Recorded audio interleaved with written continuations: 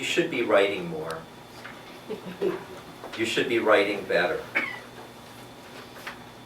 If you were writing more, you would be writing better.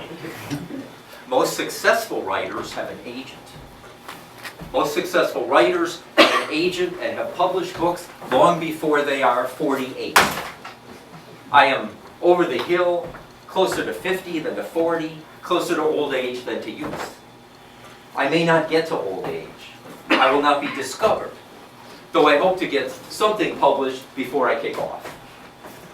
I could kick off at any time, but not before the Cleveland Browns win the Super Bowl or the Indians win the World Series, which would keep me around to the next millennium. Because Cleveland teams do not win, rarely win, almost never win.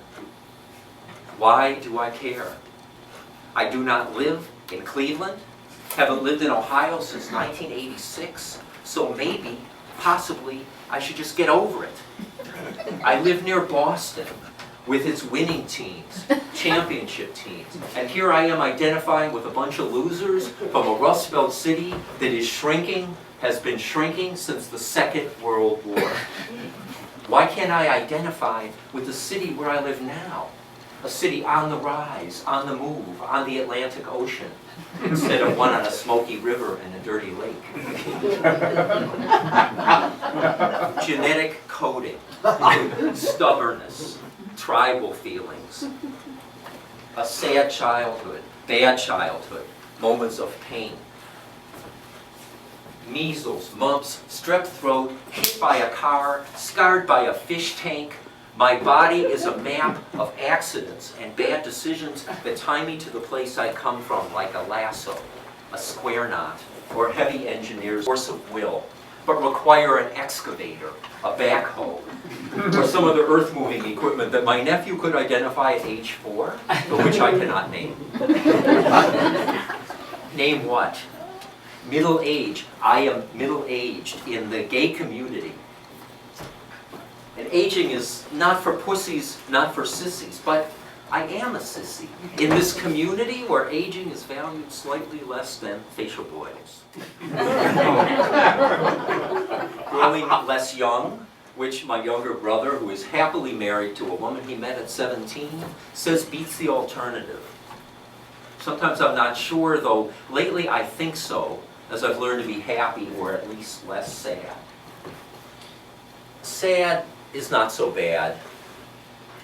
After years of depression, not the lie in bed, stay under the cover sleepiness of some, but my own version, the style I learned from my mother, blending her anxiety and my own shame, restless, nervous, can't sit still. I've calmed down some, can breathe some, can see better. Better. Life is getting better and I'm getting more Buddhist or Judist. Accepting what is, especially if it's not too bad. I sweat the small stuff a little less, mild perspiration instead of a conniption fit. Fit. For the day, for the week, for the gym. My doctor said I should be working out more. He said 40 minutes, 4 times a week. But the Stairmaster is a drag. Though it does have a TV monitor and 42 channels, and I am locked into cable, which I do not have at home because I'd watch too much TV, and I can view at the gym and not feel guilty because I am working out. Working out. Things are working out. The Indians did not make the playoffs, did not win the World Series again this year. This is to be expected, to be accepted, to be borne stoically, not to complain, kvetch, bitch. I want to change teams, change dreams, find a boyfriend. A boyfriend. I have boyfriends, but not the one. A lover, a companion. I have my cat, a calico named Santos, whose name means contentment. She is often content, though not lately. She's not happy with me. I'm away too much, like my father was. And why didn't I call?